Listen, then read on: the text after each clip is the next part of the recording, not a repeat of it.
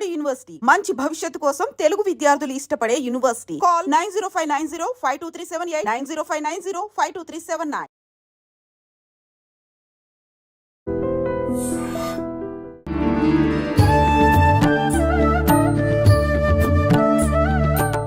నమస్కారం, welcome to I dream. ధర్మ మార్గం విత్ విజిత కార్యక్రమానికి స్వాగతం.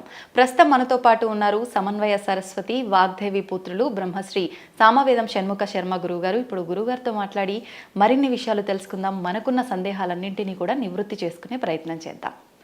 నమస్కారం గురుగారు. నమస్కారం అమ్మా.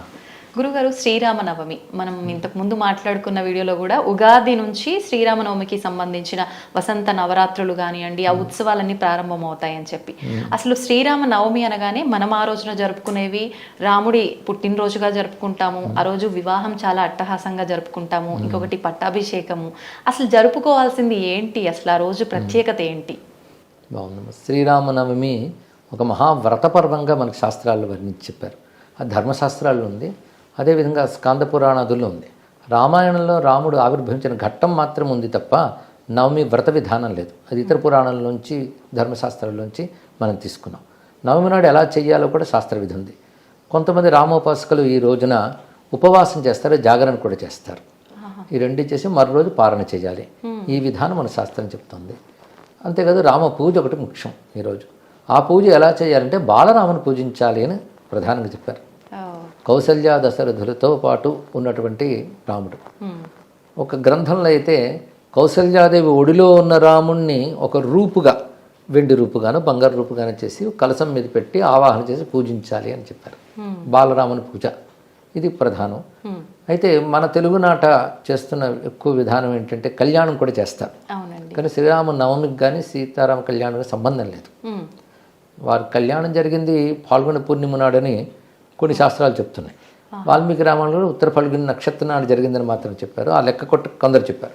కొందరు ఆ ఉత్తర ఫల్గుని నక్షత్రం కూడా వైశాఖ మాసంలో పెళ్ళి అయింది అన్నారు. రెండు రకాల అభిప్రాయాలు ఉన్నాయి. కానీ నవమి నాడు మాత్రం పెళ్లి కాలేదు. కానీ మన ప్రాంతాలన్నింటిలో కూడా కళ్యాణం చాలా ప్రధానంగా చేస్తారు కనుక ఇది ఒక సంస్కృతిలో భాగంగా మనం చేస్తే తప్పులేదు. అది ముఖ్యంగా మన వైపే ఎక్కువ కనబడుతుంది. కొంత కర్ణాటకలో కనబడుతుంది, తమిళనాడులో ఏమో కనబడవచ్చు. తెలుగు వారికి సీతారామ కళ్యాణం, శ్రీరామనవమి రెండు ఏకకాలంలో గుర్తుకొస్తాయి. అయితే ఈ కళ్యాణం వెనకాల కథ ఏంటంటే, మనకు భద్రాచల క్షేత్రం చాలా పవిత్ర క్షేత్రం ఉన్నది. అక్కడ ఉత్సవాలు చేస్తారు, రాముడికి బ్రహ్మోత్సవాలు. అది ఈ రోజుతో ముగింపుకు వస్తాయి. ఎప్పుడైనా ఉత్సవం యజ్ఞం ముగింపుకు వచ్చినప్పుడు శాంతి కళ్యాణం చేస్తారు. అలా అక్కడ కళ్యాణం చేస్తారు. దాని ప్రభావం మన సంస్కృతి మీద ఉండి ఇది అంతా చేస్తున్నారు. మీరు ఇందాక చెప్పినట్టు వడపప్పు, పానకం, ఇది రామనవమి యొక్క ప్రత్యేకత. అంటే అక్కడ వాతావరణానికి తగ్గట్టుగా చల్లదనం కోసం చేస్తారు. ఒకటి ఇందులో విశేషం ఏంటంటే సీతారాములను ఒకటిగా చూడాలనే భావం అందులో ఉన్న గొప్పతనం. అంటే రాముడు అవతరించినప్పటికీ కూడా సీతమ్మ ప్రాధాన్యం కూడా రామావతారంలో ఉన్నది. సీత శక్తి ఆవిడ. అందుకు సీతమ్మతో రాముని ఉపాసించడమే చాలా విశేషమైన ఉపాసన. అందుకు రామనవమి నాడు పూజించేవారు కూడా సీతారాములుగా కూడా భావన చేయవచ్చు. రాముడు పుట్టినరోజు అయినప్పటికీ మనకు మాత్రం సీతా సమేతంగానే రాముడిని ఆరాధన చేస్తాం. ముఖ్యంగా తెలుగునాట పందిళ్లలో మనకు కనబడే మూర్తి కూడా మధ్యలో రాముడు ఉంటాడు, కుడివైపు లక్ష్మణస్వామి, ఎడంవైపు సీతమ్మ, అలాగే లక్ష్మణస్వామి చెంతన రాముడికి నమస్కరిస్తాం హనుమంతుడు. ఈ మూర్తి సాధారణంగా మనం అందరం పూజిస్తాం. ఆ మూర్తి చాలా విశేషమైనది. దక్షిణే లక్ష్మణో యస్య వామే చ జనకాత్మజ పురతో మారుతిరి యస్య తం వందే రఘునందనం అనే మాట ఆ ధ్యాన శ్లోకంలో మనకు కనబడుతుంది. ఆ మూర్తిని ఈరోజు అందరూ పూజ చేస్తారు. ఇది మనం చూస్తే ఒకవైపు శక్తి ఉంది, ఎడంవైపు స్వామి కుడివైపు భక్తి ఉంది. లక్ష్మణస్వామి భక్తుడే, హనుమంతుడు భక్తుడే, రెండు రకాల భక్తులు వాళ్ళు. కనుక కుడివైపు భక్తి, ఎడంవైపు శక్తి, రెండింటికి కేంద్రంగా రాముడు అని మనం ఆరాధన చేసుకుంటాం. ఇది చాలా మంచి భావన. ఆ స్వామిని మనం ఏ రూపంతోనైనా రామమూర్తిని రోజు ఆరాధించిన శ్రేష్టం. ఇది వ్రతదినం గనక. ముఖ్యంగా కొన్ని గ్రంథాల్లో ఏం చెప్పారంటే అయోధ్యలో రామచంద్రమూర్తిని ఈ రోజున ఆ జన్మభూమి ప్రాంతంలో దర్శించడం చాలా శ్రేష్టమని చెప్పారు.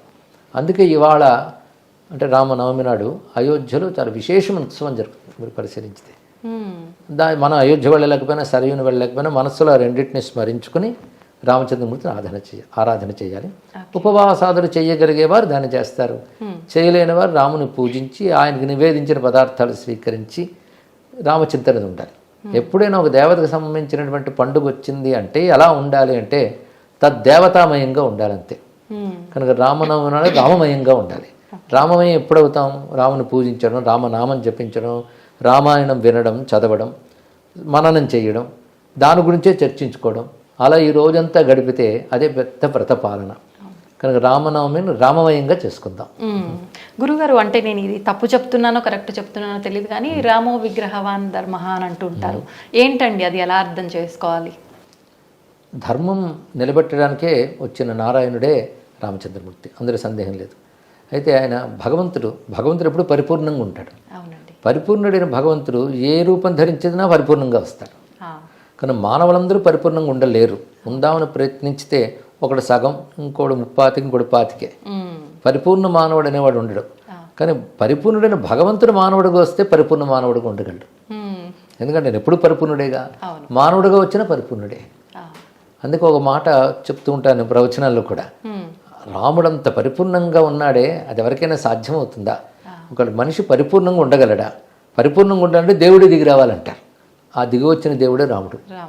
అందుకే పరిపూర్ణమైనటువంటి మానవ ధర్మములన్నీ చేసి చూపించాడు ఆయన. ధర్మం చెప్పే గ్రంథాలు చాలా ఉన్నాయి, ధర్మం చెప్పేవాళ్ళు కూడా చాలా ఉన్నారు.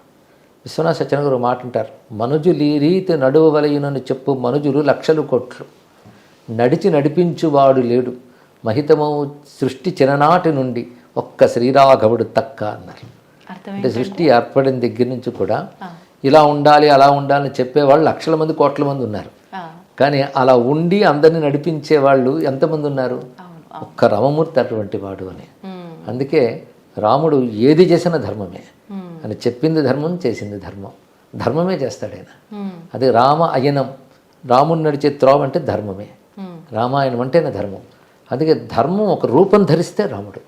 రామో విగ్రహవాన్ ధర్మ, ఈ వాక్యం అనేది మారీచుడు రావణుడితో బుద్ధి చెప్తూ, నేను రాముడిని చూశానయ్యా, రాముడు చిన్నప్పుడే నేను సుబాహుడితో కలిసి వెళ్ళి అక్కడ విశ్వామిత్ర యజ్ఞం భంగం చేద్దాం అనుకున్నాను, ఆయన కొట్టిన దెబ్బ గట్టిగా కొట్టాడు, అది ఇప్పటికీ మర్చిపోలేను, అలా కొట్టాడు. చిత్రం ఏంటంటే సుబాహుడిని తగలబెట్టాడు, నన్ను ఎగరగొట్టాడు, నన్ను చంపలేదు. అంటే ఆయన ఏదో ప్రణాళిక ఉంది ఆయన దగ్గర, కానీ ఆ దెబ్బ తట్టుకోలేకపోయాను. తర్వాత ఆయన వనవాసానికి వచ్చాడు. వనవాసానికి వచ్చినప్పుడు కూడా నేను ఆయన చూద్దామని వెళ్ళాను. అయితే అప్పుడు లేడి వేషం ధరించి వెళ్ళాడు ఆయన. అప్పుడు రాముడు బాణంతో దెబ్బ కొడతాడు, చచ్చేటట్టు కొట్టాడు, చావు దెబ్బ కొడతాడు. ఆ 2 దెబ్బలు అయిన తర్వాత నాకు అంతా రాముడే కనబడుతున్నాడు ఇప్పుడు. అప్పటి నుంచి నేను అన్ని మానేసి ఇక్కడ తాపస వృత్తిలో ఉండిపోయాను. రాముడు అంటే నాకు తెలుసు, రామో విగ్రహవాన్ ధర్మ అనే మాట మారీచుడు ఆ సందర్భంలో చెప్తాడు. చాలా విశేషమైన శబ్దం ఇది. అందులోనే మొత్తం రామాయణ రహస్యమంతా ఉంది. ధర్మం ఒక ఆకారం ధరిస్తే అదే రాముడు అని దీని యొక్క భావం. గురుగారు, మీరు చెప్పారు అంటే మానవ రూపంలో వచ్చిన దేవుడు మనందరికీ ఒక మార్గదర్శకంగా ఉండడానికి, మార్గంలో నడిపించడానికి. అంటే ఆయన దేవుడు అయినప్పటికీ ఆ అవతారం మానవుడిగా ఉన్నారు కాబట్టి మానవ రూపాన్ని మనం దేవుడిగా కొలవటం అనేది కరెక్టేనా? రాముడు మానవ రూపం ధరించాడు కానీ ఆయన సాక్షాత్ నారాయణుడు కదా. ఆయన దివ్యమంగళ విగ్రహంగానే ఉన్నాడు రాముడు. అప్పుడు రామాయణ కాలంలో హనుమంతుడు రాముని రూపాన్ని వర్ణిస్తాడు, అంటే యునీక్. రాముడు లాంటి వాడు ఆ కాలంలో మరొకడు లేడు. అంతే. అందుకే షణ్ణవత్యంగుళీ దేహ ఎప్పుమాన్ సదివో ఒక సహా అని మనకు సాముద్రిక శాస్త్రం మాట చెప్తాను. అంటే 96 అంగుళాలు ఉంటాడు రాముడు, అంటే 8 అడుగులు. అలాంటి స్వరూపం. పైగా ఆయన శరీర లక్షణమంతా, సాముద్రిక లక్షణమంతా హనుమంతుడు చెప్తాడు, సమవిభక్తాంగా, రెండేసి అవయవాలు సమంగా ఉంటాయని చెప్పుతూ నుదురు ఎంత వెడల్పు ఉంది, ఎలా ఉంది, ఈ లక్షణాలన్నీ వర్ణిస్తాడు. ఈ లక్షణాలు రాముడికి మాత్రం ఉన్నాయి, అందరికీ ఉన్నట్లయితే ప్రత్యేకించి వర్ణించనక్కర్లేదు కదా. ఈ లక్షణాలన్నీ మనం లెక్క కట్టి చూస్తే అది ఒక అద్భుతమైన పరమ పురుషుడికి ఉంటాయి. అలాంటి వారు అందరూ ఉండరు. అందుకే అది అవతారమూర్తి యొక్క లక్షణం అది. అందుకే రాముడిని అప్రాకృత దివ్యమంగళ విగ్రహ అంటారు. రాముడి కానీ కృష్ణుడు కానీ ఇద్దరిని. అంటే చూడ్డానికి మానవ రూపంలో కనబడుతున్నా వాళ్ళ దివ్యమంగళ విగ్రహం వారిది. అందుకే దేవతలు కూడా ధ్యానించే మూర్తి. దేవతలు మనుషులను ధ్యానించరు, ఎందుకంటే మనుషుల శరీరాలే రక్తమాంసాదులతో కూడి ఉంటాయి, వాళ్ళు వీటి వైపు రారు. కానీ వాళ్ళు కూడా ధ్యానించారంటే అలా కనబడుతున్నటువంటి ఒక అద్భుతమైన స్వరూపం ఆయన. అందుకే అవతార కాలంలో మానవుడైన, మనం పూజించే కాలంలో భగవంతుడైన. గురుగారు సీతారాముల్ని ఆదర్శంగా తీసుకోవాలి దంపతులు అందరూ కూడా అని చెప్పంటారు. ఎవరైనా ఆశీర్వదించినా కూడా సీతారాముల్లాగా కలకాలం చక్కగా ఉండండి అమ్మా అని చెప్పి ఆశీర్వదిస్తూ ఉంటారు. అసలు అంటే కొంతమంది అంటూ ఉంటారు, మూర్ఖంగా మాట్లాడే వాళ్ళని చెప్పొచ్చు, ఏ రకంగా వాళ్ళిద్దరిని ఆదర్శంగా తీసుకోవాలి. భార్యాభర్తలు అని అంటే ఒకరికొకరు చేదోడు వాదోడుగా ప్రతి ఒక్క దాంట్లో కూడా సలహాలు ఇచ్చే విషయం కానీ, ప్రతి ఒక్క విషయంలో సహాయం చేసే విషయం కానీ ఒకరికొకరు తోడుగా ఉండాలి. కానీ అంటే వీళ్ళని చూసినంత వరకు పెళ్ళి అయినా తదనంతరం అరణ్యానికి వనవాసానికి అని చెప్పి వెళ్ళటం అంటే సీతాదేవి తన ఇష్ట ప్రకారంగా తన భర్తతో వెళ్ళినప్పటికీ అది చాలా కష్టకాలము. తర్వాత అక్కడికి వెళ్ళినా వాళ్ళు కలిసి ఉన్నారా అని అంటే లేదు, అక్కడ కూడా ఎడబాటు. మళ్ళీ అదంతా అయిపోయి వచ్చిన తర్వాత మానవ రూపంలో ఉన్న దేవుడే సీతాదేవి తప్పు చేసిందా లేదా తెలుసు తనకి, అయినా కూడా అగ్ని పరీక్ష పెట్టడము ఇవన్నీ కూడా ఆయన చేశారు. మరి వీళ్ళిద్దరిని ఎలా ఆదర్శంగా తీసుకోవాలి అని చెప్పి ఏం చెప్తారండి? ప్రశ్న బాగుందమ్మా. ఇక్కడ మనం సీతారాముల అన్యోన్యత అనేది చాలా ముఖ్యమైనటువంటి భావం. వారిద్దరూ వివాహం తర్వాత బహుకాలం కలిసి ఉన్నారు. విజహార బహునృతున్ అని కూడా వాల్మీకి రచించాడు. చాలా కాలం కలిసి ఉన్నారు. ఇక వనవాసానికి వెళ్ళినప్పుడు రాముడు సీతమ్మని రమ్మని చెప్పలేదు, సీతమ్మే వస్తానంది. అయితే రాముడు అన్న అక్కడ కష్టాలు ఉంటాయి అరణ్యాల్లో అంటే సీతమ్మ గొప్ప మాట ఉంటుంది, నేను చేతకాని వాడితో రావడం లేదు కదా, సర్వసమర్థుడితో వస్తున్నాను కదా, నాకు కష్టాలే ఉంటాయి అంటే రాముడు ఇంకో మాట చెప్తాడు, నిన్ను అనుమతి లేకుండా నాతో రా అంటే బాగుండదు, నువ్వు రావడం నాకు సంతోషమే, నేను రక్షించుకుంటానని అన్నాడు రాముడు. ఆ విధంగానే సర్వసమర్థుడైన పతితో కలిసి ఆమె అరణ్యవాసానికి వచ్చింది. అరణ్యవాస కాలంలో 14 ఏళ్ళు కదా, 13 ఏళ్ళు కలిసే ఉన్నారు వాళ్ళు. ఎంతో ఆనందంగా ఉన్నారు వాళ్ళు. అరణ్యకాండల వర్ణన చదువుతుంటే మనకు తెలుస్తుంది. ఎందుకంటే రాముడి దగ్గరుంటే ఆనందం కాక ఇంకేమిటి. ఆమెకు వనమైన భవనమైన రాముడితో ఉంటేనే ఆనందం. రాముడితో ఉన్న వాళ్ళకి ఏ కష్టమూ రాదు, సర్వరక్షకుడైన. అలా ఆనందంగానే ఆమె ఉన్నది. 13 సంవత్సరాలు ఆనందంగానే గడిపారు. ఒక్క సంవత్సరంలో ఇంకా అయిపోతోంది అనగానే అప్పుడు రావణుడు రావడం, అపహరించడం. దీని వెనకాల ఒక దైవికమైనటువంటి ప్రణాళిక ఉన్నది. దాని ప్రకారంగా ఈ కథ జరిగింది. కనుక ఆ తర్వాత వాడు 10 నెలలు బాధపడింది అంతే. 10 నెలలు బంధితురాలి ఉంది. బాధ ఏమిటి, రావణుడు కూడా రాక్షసంగా చూసినా వాడి పూర్వజన్మ ప్రకారంగా చూసుకున్నప్పటికీ కూడాను ఆమెను జాగ్రత్తగానే అశోకవనంలో ఉంచాడు. అక్కడ ఆవిడ చక్కగా ఉన్నది. కానీ ఒకానొక కార్యక్రమం కోసం ఆవిడ వెళ్ళింది. అందుకే త్యాగరాజ స్వామి వారు కూడా మా జానకి చెట్టాపట్టగా మారాజు వేతివి, ఎందుకంటే వాని మాటలకు కోపగించి కంఠవధించకనే ఉండి శ్రీనాయక యశము నీకే కలగజేయలేదా అంటాడు. రావణుడు అన్ని మాట్లాడుతుంటే సీతమ్మ మాట ఉంటుంది, నిన్ను దగ్ధం చేయకుండా జాగ్రత్త, కానీ నాకు రాముని సందేశం రాలేదని, అదేవిధంగా నా తపస్సును రక్షించుకోవాలని చెప్పి నా పని చేయడం లేదంటుంది.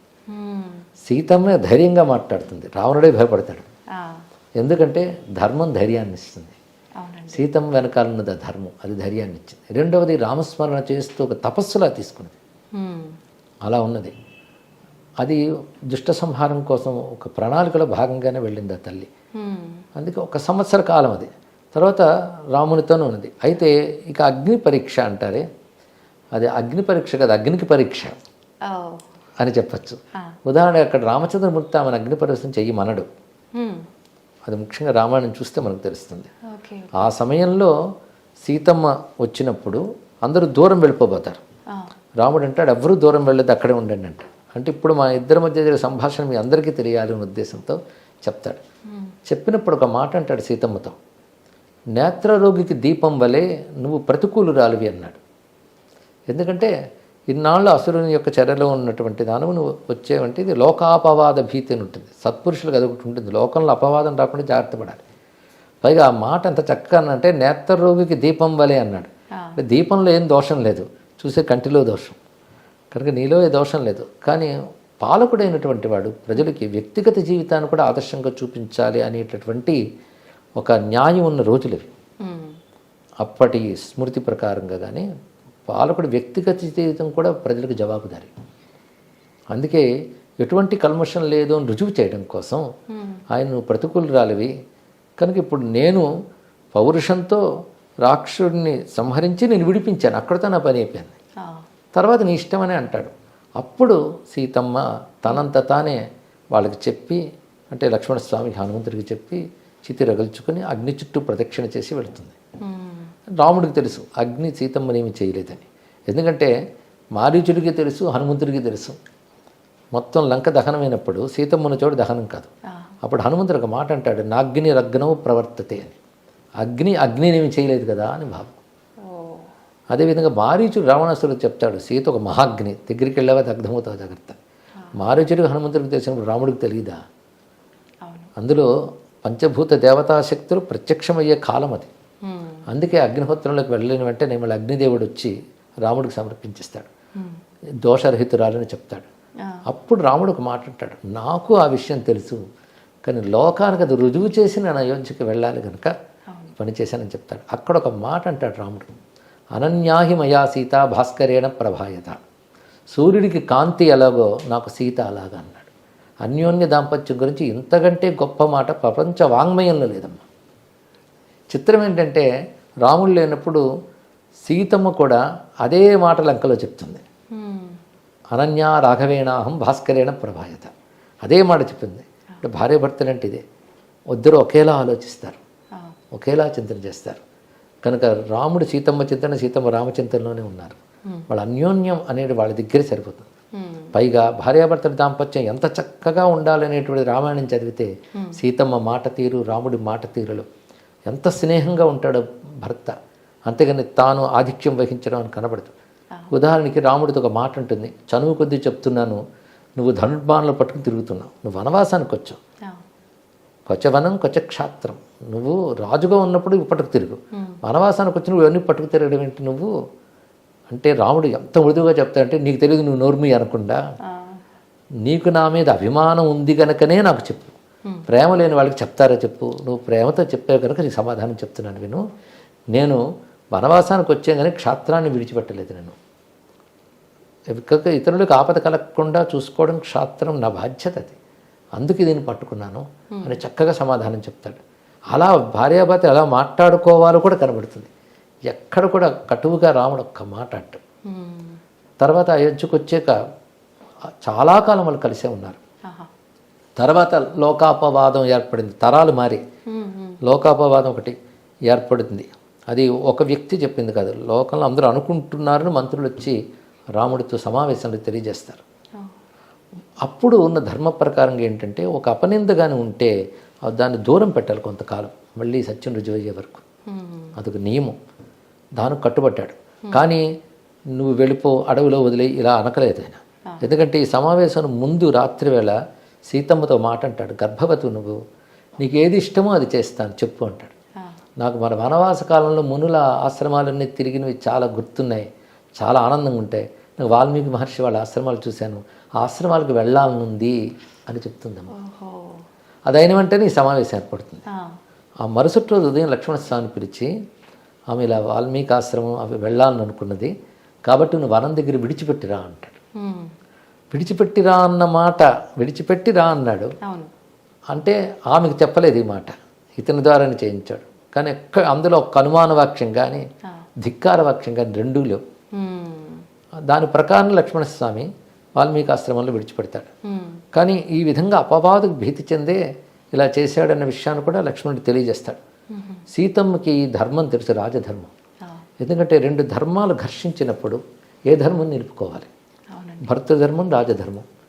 రాజధర్మం ప్రకారంగా ప్రజాభిప్రాయాన్ని విలువనివ్వాలి, మళ్ళీ దోషరహితాన్ని రుజువయ్యే వరకు దానికి తగ్గట్టుగా దూరం పెట్టాలి, అది ముందు, అది రాజధర్మం. భార్యను విడిచిపెడితే భర్తృధర్మం దెబ్బతింటుంది. రెండు ధర్మాలు ఘర్షించినప్పుడు దాన్ని ఎలా సంయమనం చేయాలో రాముడికి మాత్రమే తెలుసు. అందుకే ఇంత చక్కగా చేశాడు. ఆ సమయంలో రాముడు దుఃఖంతోనే ఉన్నాడు. తర్వాత యజ్ఞాలు చేశాడు ఎన్నో, ప్రతి యజ్ఞంలో స్వర్ణ సీతని పెట్టుకున్నాడే తప్ప సీత త్యాగం చేయలేదుగా. సీతమ్మ పట్ల భార్యాభావం ఉంది, ఆమెకి భర్తృభావం ఉంది.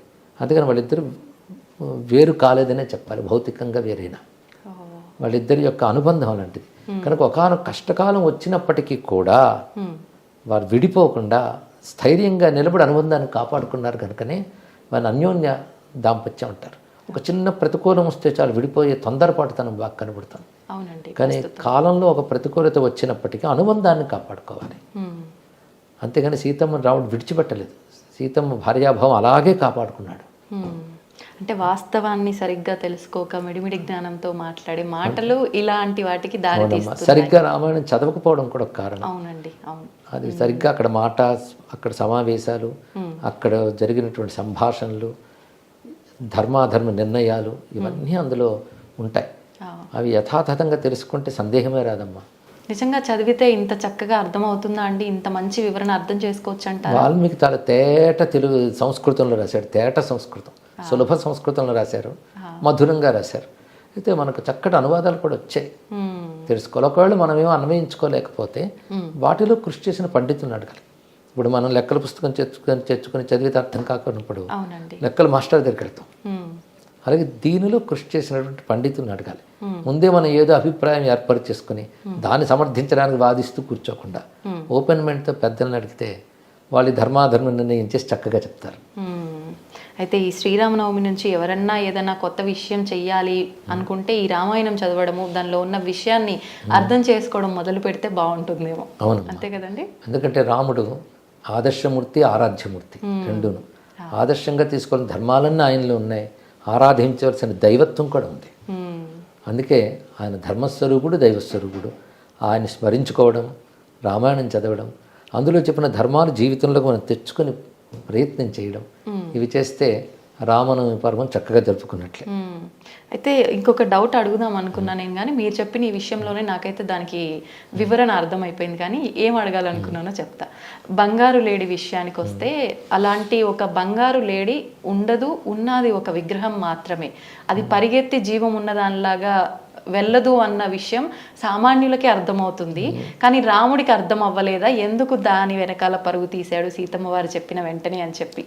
జంతువులు, నూతనమైన జంతువులు, కొత్త ఒక రకమైన జాతి ఉంటాయి. అది దండకారణ్యం, పెద్ద అరణ్యం. అది అలాంటి చోటు నూతనమైనటువంటి ఒక లేడీ వచ్చిందంటే ఒక ఆకర్షణ కలగడం సహజం. అవునండి, అదే సీతమ్మకి కలిగింది. సీతమ్మకి అలా కలగడంలో తప్పు లేదు, ఎందుకంటే సమర్థుడైన పతి కదా, సర్వసమర్థుడు కనుక తీసుకురాగలడు, అందుకే తీసుకురమ్మంటుంది. పైగా ఇప్పుడు త్వరలో మనం వెళ్ళిపోబోతున్నాం, లేడీనైనా తీసుకెళ్ళచ్చు, దాని చర్మాన్ని తీసుకెళ్ళినా అందరూ ఆశ్చర్యపోయి చూస్తారు, కాబట్టి తీసుకురా అంటుంది. అప్పుడు లక్ష్మణుడు చెప్తాడు ఏమని, నాకు ఇది మాయలేడు అనిపిస్తున్నది, స్పష్టంగా చెప్తాడు.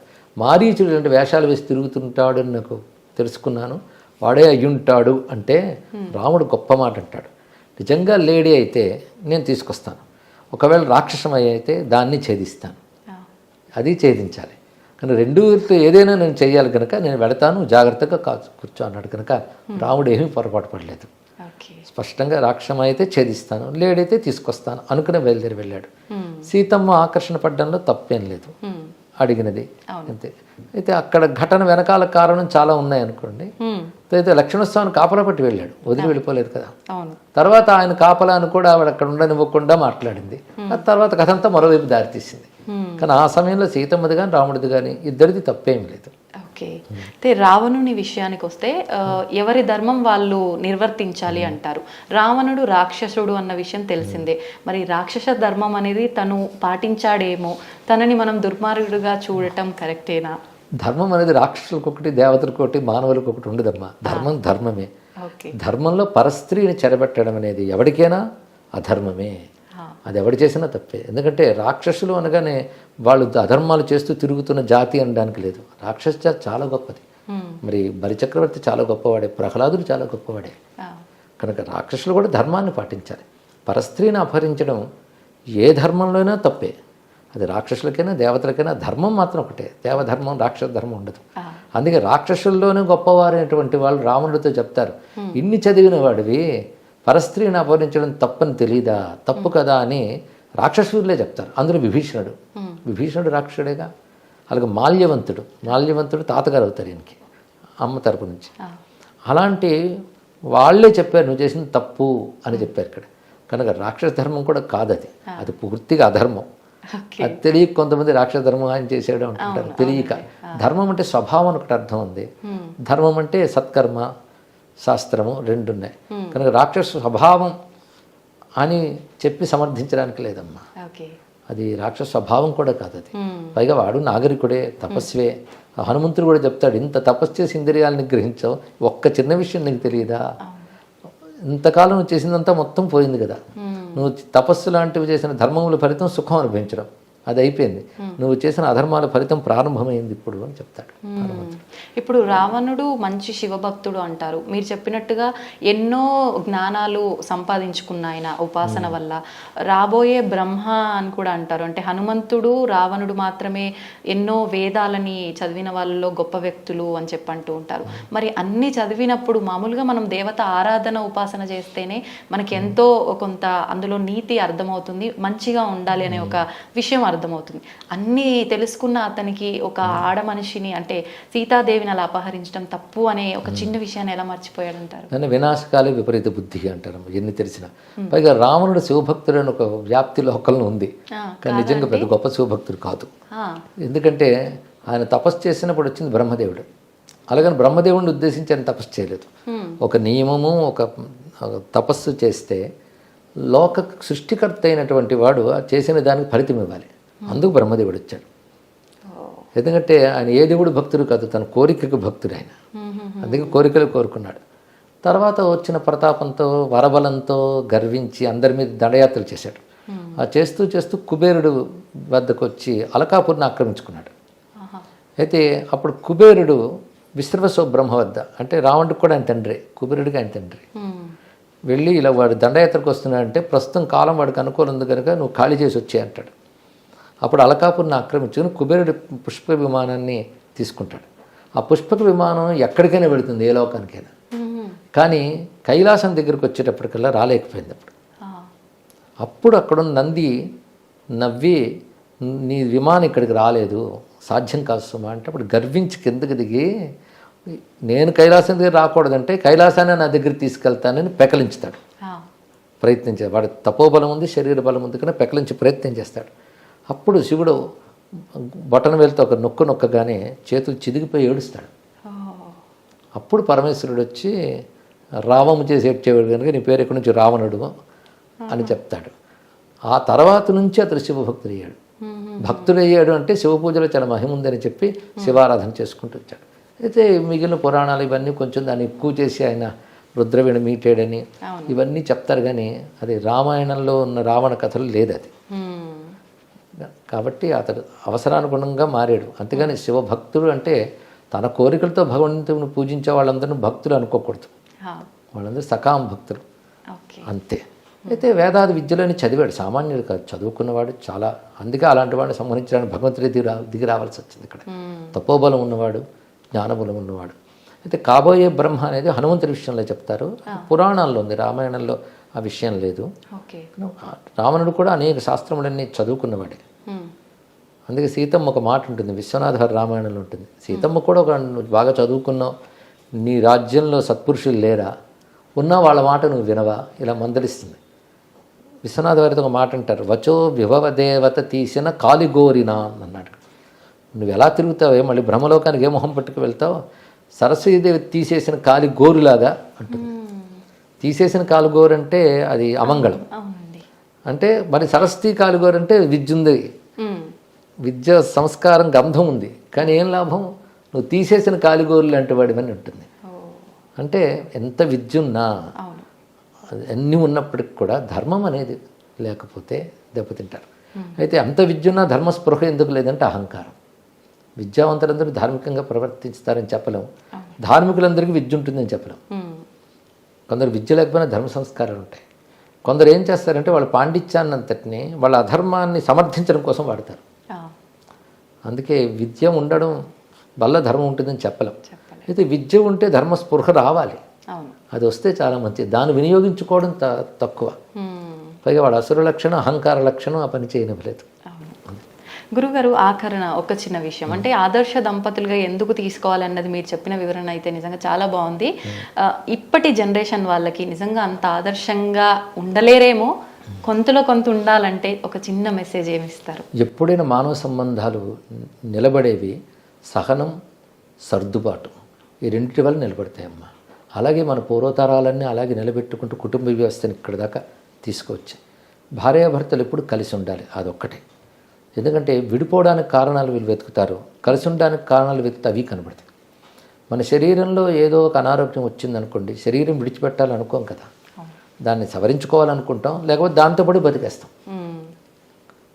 ఎందుకంటే శరీరానికి ప్రాణానికి ఎంత అనుబంధం ఉంటుందో భార్యాభర్తలు కూడా అంతే అనుబంధం ఉండాలి. పరస్పరం ఇద్దరు స్నేహితులు కనుక సహనము, సర్దుబాటు. ఒకరు హద్దు తప్పితే ఇంకొకరు కాస్త సహనం వహించి వాళ్ళని సవరించే ప్రయత్నం చేయాలి, సర్దుబాటు చేసుకునే ప్రయత్నం చేయాలి. వీటితోనే ఏ రిలేషనే నిలబడుతుంది. ఎందుకంటే విడిపోతూ వెళ్తూ ఉంటే ఎవరితో సర్దుకోగలరు? కాబట్టి అది నిలుపుకోవాలి. ఎందుకంటే కుటుంబం కోసం నిలుపుకోవాలి. మొట్టమొదట వివాహమైన తొలి దశల్లో వాళ్ళిద్దరూ ఒక అన్యోన్యానికి, సామరస్యానికి రావడం కొంత సమయం పడుతుందమ్మ. ఉదాహరణకు సర్జరీ చేశారనుకోండి, కొత్తగా లోపల ఆర్గన్ పెడితే అది బాడీకి సూట్ అవ్వడానికి కొంత టైం పడుతుంది. అవునండి. దేనికైనా అంతే. కొంచెం ఎమోషన్స్ అంటారు, భావోద్వేగాలు కలగచ్చు. ఇంటలెక్ట్, ఎమోషన్స్, ఒకవైపు బుద్ధి, ఆలోచన, ఇంకోటి భావోద్వేగాలు, ఇంటి మధ్య ఒక సామరస్యం రావడం కష్టం, కొంచెం కాలం పడుతుంది. అందుకు పెద్దలు ఈ సమయంలో బాధ్యత వహించాలి. అందుకే అటు ఇటు పెద్దలు పెళ్ళికి పూనుకోవడానికి అదే కారణం. వీళ్ళు ఏవైనా ఆవేశాలు వస్తే సర్దుబాటు చేస్తారు. భర్త మీద అలిగి ఇప్పుడు పుట్టింటికి వస్తే నీవు అత్తింట్లే ముఖ్యం అక్కడే అని చెప్పేవాడు పూర్వం. ఎందుకు ఇవన్నీ అంటే రిలేషన్ నిలపడం కోసం చేసిన ప్రయత్నాలు. ఇప్పుడు ఆ రిలేషన్ నిలపాలనే ప్రయత్నం పెద్దవాళ్ళలోనూ కొరబడుతుంది. వీళ్ళు తొందరపాటే, వాళ్ళు తొందరపాటు. ఏదైనా ఇబ్బంది వచ్చిందంటే అక్కడికన్నా ఇక్కడే ప్రశాంతంగా ఉంటావు, వదిలేసి వచ్చేయనేటట్టుగానే ఉన్నాయి పెద్దవాళ్ళ మాటలు కూడా. అవునమ్మా. సుఖంగా బ్రతకడం కంటే ధర్మంగా బ్రతకడం గొప్పది. అది నేర్పాలి. కాస్త సహించేన కష్టాన్ని ఓర్చుకునైనా ధర్మాన్ని కాపాడుకుంటే ధర్మం ఎప్పుడైనా మనల్ని కాపాడుతుంది. అలా ధర్మం బేస్డ్గా రిలేషన్స్ ఉండాలి. అంతేగాని మనం మనస్సు చెప్పినట్టు అనుబంధాలు ఉండకూడదు, ధర్మం చెప్పినట్టు అనుబంధాలు ఉండాలి. భావోద్వేగాలు అనుబంధాలు నిర్ణయించకూడదు, ధర్మం నిర్ణయించాలి. అలా ధర్మబంధమైన అనుబంధాల గురించి చెప్పే కనుకనే రామాయణం లాంటి గ్రంథాలు మనకు నిలబడిపోయాయి. ఈ విధానం అంతా కరెక్ట్గా ఉండాలి, ఇలాంటివి జరగకుండా అంటే పిల్లల్ని పెంచేటప్పటి నుంచే మనం ఇలాంటివన్నీ కూడా అలవర్చాలంటారా గురుగారు? అవునమ్మా. మైండ్ సెట్ ఎలా చేసామనేది చాలా ముఖ్యం. నిన్న మొన్నటి తరాల వరకు కూడాను బాహ్యంగా ఏం చదువుకున్నా ఈ ధర్మం పిల్లలకు అందేటట్టు ఇంటి ద్వారా అందించేవారు. ఇప్పుడు పిల్లల జీవితం విద్యార్థి దశ నుంచే ఇంట్లో తక్కువైపోయింది, ఇంటితో అనుబంధం తగ్గిపోయింది. అవునండి. పెద్దవాళ్ళకు కూడా తెలియని కాలమే వచ్చేసింది. కానీ తెలుసుకోవాలి. అందుకు ఇదిగో ప్రవచనాల ద్వారా, సద్గ్రంథాల ద్వారా అందించే ప్రయత్నం చేయాలమ్మా. చిన్నప్పటి నుంచి ఇలా నేర్పుతూ ఉంటే ధర్మం యొక్క ప్రాధాన్యత తెలుస్తుంది, వాళ్ళే కాపాడుకోగలరు తర్వాత. గురుగారు, కాలం విషయానికి వస్తే ఇందాక మీరు స్టార్టింగ్లో చెప్పినప్పుడు కాలం గురించి, కాలం ఎప్పుడూ మంచిదే, ప్రతిరోజు కూడా మంచిదే, ఏది అంటే చెడ్డది కాదు, ఏది మనకు అపాయం చేయదు అని చెప్పి. కాలము అంటే ఒక సమయం కింద తీసుకున్నాం అనుకోండి, ఆ సమయాన్ని ఎవరు ఎలా ఉపయోగించుకుంటున్నారో దాన్ని బట్టే వెళ్తుంది. కానీ ఒక్కొక్కరు అంటే ఏం ఆలోచిస్తారంటే మన కర్మని బట్టే మనం ఉపయోగించుకునే సమయమైనా ఏదైనా ఉంటుంది, ఇవన్నీ మాటలు అంటుంటారు. ఏం చెప్తారంటే ఇటువంటి వాళ్ళు? మన కర్మని బట్టి అంటే ఒకప్పుడు మనం చేసుకున్న కర్మేగా, అది కూడా మనం చేసిందే కదా, తానంతా తాను రాదు కనుక ఒకప్పుడు మనం చేసుకున్న దాని ప్రకారం ఉన్నప్పుడు అదేంటో మనకు తెలియదు కనుక ఇప్పుడు మనం చేయాల్సింది జాగ్రత్త పడాలి. ఎందుకంటే కాలం యొక్క ప్రభావం మన మీద ఎంత ఉంటుందో మన యొక్క ప్రభావం కాలం మీద ఉంటుంది. ధర్మాధర్మాలు లోకల్లో ఉంటే దానికి తగ్గట్టుగా కాలం అనుకూల ప్రతికూలాలు ఉంటుంది. ధర్మాధర్మాలు మన నుండే వస్తాయి కదా. అది కాలం చెడు చేసిందనే కంటే మనం చేసిన కర్మ కాల రూపంలో ఫలితాన్ని ఇస్తుంది. అందుకే సత్కర్మ చేస్తుండాలి. ఇదివరకు ఏదో దుష్కర్మల వల్ల ఇప్పుడు కాలం ప్రతికూలంగా ఉన్నప్పటికీ ఇదివరకటిది మనం ఇప్పుడు వెళ్ళి సవరించుకోలేం. కానీ ఇప్పుడు సత్కర్మాచరణ చేస్తూ ఏమైనా ప్రతికూలత వచ్చినా ఒకప్పుడు చేసుకున్న చెడ్డ పని యొక్క ఫలితం ఇదేని కొంచెం సహనం వహిస్తూ ఉంటే, అందుకే ఇందాక చెప్పినట్టే సహనం వహించాలి, సవరించుకోవాలి.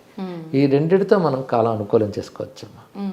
గురుగారు, తల్లిని మించిన దైవమే లేదు అంటుంటారు. అంటే భగవంతుడే గొప్ప, సృష్టికి మూలమే భగవంతుడు అంటాం. మరి భగవంతుడి కన్నా కూడా తల్లి గొప్ప అని ఎలా అర్థం చేసుకోవచ్చు అంటారు? అంటే భగవంతుడు సర్వవ్యాపుని పరమాత్మైనా ప్రత్యక్షం కాదు కదా.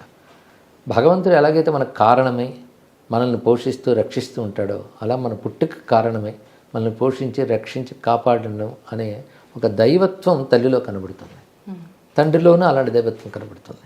అందుకే ఒక దైవీ గుణం లక్షణం అక్కడ ఉంది కనుక వాళ్ళని ఆరాధిస్తే దేవతలను ఆరాధించినట్లే. అది మాతాచ పార్వతీదేవి పితాదేవో మహేశ్వర అంటారు. అంటే పార్వతీదేవి తల్లి, శివుడే తండ్రి అని. అందులోనే తల్లే పార్వతి, తండ్రి శివుడిని భావం కూడా తీసుకోవాలి ఇక్కడ. అలాగ వాళ్ళని మనం గౌరవించి వాళ్ళని బాధ పెట్టకుండా చూసుకోవాలని, దానివల్ల కుటుంబ సంబంధం బలంగా ఉంటుంది. కనుక ఏ పిల్లవాడైతే తల్లిదండ్రులను గౌరవిస్తాడో ఆ పిల్లవాడు తాను కూడా తండ్రో తల్లో అవుతాడు. అప్పుడు వాడు ఆదర్శంగా నిలబడతాడు. కనుక ఇది పరంపరను కాపాడుతుంది. గురుగారు శివుడు అన్నారు కాబట్టి నాకు ఒకటి అడగాలనిపించింది. ఇది నా పర్సనల్ క్వశ్చన్ అనమాట. నాకు శివుడు అంటే అది భక్తి అని చెప్పలేని ఒక రకమైన పిచ్చి. ప్రతి పని చేసినా, ఏ పని చేసినా కూడా శివుడు శివుడు, నా శివయ్య నా శివయ్య అని ఒక ఇంట్లో పర్సన్ లెక్క నేను ఫీల్ అవుతా. వేరే ఏదైనా టెంపుల్కి వెళ్ళాలన్నా అమ్మో నా శివునికి కోపం వస్తుందేమో, నా శివుడి గుడికి తప్ప నేను ఎక్కడికి వెళ్ళను. ఎవరైనా తిరుపతికి వెళ్దాము అని అన్నా కూడా నేను తిరుపతికి రాను, శివుడు కూడా ఏదైనా ఉంటే చెప్పు. ఇలా ఒక రకంగా అయిపోయింది. అంటే నాలా చాలా మంది ఉన్నారేమో, ఒక దేవుణ్ణి ఇష్టపడి నా ఇష్టదైవం ఈయన అనుకున్నప్పుడు ఇంకో దేవుణ్ణి ఆరాధించటము వెళ్ళటము అనే ఆలోచన అసలు ఎందుకు రాదు? అంటే ఎలా తీసుకోవచ్చు అంటారు దీన్ని? ఇవి రెండు వైపులు ఉంటుంటాయమ్మా. కొందరు విష్ణు భక్తులు అనుకుని శివాలయానికి మేము రాము అనుకుంటారు. ఇది కొంచెం మనస్తత్వం వల్ల కూడా అనిపిస్తుంది. అలా అనిపించిన ప్రేమకు సంకేతమే. అందులో ఇతర దేవతను తక్కువ చూసామని అర్థం కాదు, మన దేవతని ఎక్కువగా చూసామని అర్థం. వెళ్ళినా తప్పు లేదు. ఎందుకంటే సర్వదేవతలు ఒకే భగవంతుని యొక్క స్వరూపాలు అనేది మన శాస్త్రం చెప్తోంది. మన శివుడి మీద ఇష్టం ఉన్నప్పుడు శివుడే ఈ దేవతల రూపంలో ఉన్నాడని వెళ్ళి నమస్కరించవచ్చు. నాకు ఈ సమయంలో లీలాసుకుడు కృష్ణకర్ణామృతంలో ఒక మాట అంటాడు, నేను కనిపించిన ప్రతి దేవుడికి దండం పెడతాను. ఏమడుగుతానంటే నా కృష్ణుడిపై నా భక్తి మరింత పెరిగేలాగా ఆశీర్వదించమని అడుగుతాను. నందస్య పుణ్య నిశ్చయే మా భక్తి రస్తు అంటాడు. అద్భుతం, బాగుంది కదా. అలాగే మనం కూడా ఈ దేవతలందరిని అంగీకరిస్తాం సనాతన ధర్మంలో. కనుక మన ఇష్టదైవం మీద భక్తి పెరిగేలాగా వీళ్ళు అనుగ్రహించవచ్చు. దేవతలకు ఏమైనా కోపం వస్తుందా అండి? అలాంటివి ఏవీ లేవమ్మా, మనం ఏర్పరచుకున్న భావాలే. ఎందుకు సర్వదేవ నమస్కార కేశవం ప్రతి గచ్చతి అని మాట ఉంది. అదేవిధంగా సర్వదేవ నమస్కార శంకరం ప్రతి గచ్చతి అని కూడా అంటారు. ఎవరికి నమస్కరించినా వెళ్ళేది ఒక్కరికి, ఒకే పరమాత్మకి. అంటే ఎక్కువ తక్కువలు ఏవీ లేవు. ఇష్టం ఒకరి మీద ఉంటుంది. అంటే అర్థం ఇంకొకరి మీద అనిష్టం అని కాదు, ఒకరి మంది ప్రీతి కలగడం మాత్రం సహజం. అందుకే ఒక మాట అంటారు రామకృష్ణ పరమహంస, ఇష్టదేవత నిష్ఠ ఉండాలి, ఇతర దేవత ద్వేషం ఉండకూడదని. చాలా చక్కటి మాట చెప్పారు. అంటే ఏ ఆలయంకి వెళ్ళినా, అమ్మవారి ఆలయంలోకి వెళ్ళినా నాకు అక్కడ అమ్మవారు ఉన్నారని అనిపించదు. శివయ్య ఓం నమ శివాయ అని వచ్చేస్తుంది నోట్లో నుంచి. అదే ఒక్కొక్కసారి అనిపిస్తుంది ఆలోచిస్తే, అదేంటి అమ్మవారి దగ్గరికి వెళ్ళి కూడా ఓం నమ శివాయ అంటే అమ్మవారికి ఏమన్నా కోపం వస్తుందేమో. చాలా సంతోషిస్తుంది. ఎందుకంటే శివ అనే మాటకు అర్థం అమ్మవారిని కూడా కదా, ఒకే శబ్దానికి అదే అర్థం. శివనామం విష్ణువుకి ఉంది, విష్ణునామం శివుడికి ఉన్నది. కానీ ఎవరేమో అనుకోరు, ఆనందిస్తారు కూడా. వారి నామం అది. సంతోషం గురుగారు, చాలా మంచి విషయాలు తెలుసుకున్నాను. నిజంగా నా మనసులో ఉన్న సందేహం ఎప్పటి నుంచో ఇది మీ మాటల ద్వారా విని నిజంగా నాకు చాలా ఆనందంగా ఉంది. నాలో ఉన్న భయం కూడా పోయింది గురుగారు. సంతోషం. ధన్యవాదాలండి. శుభమ్మ. శ్రీరామ రక్ష. జై శ్రీరామ్ అండి.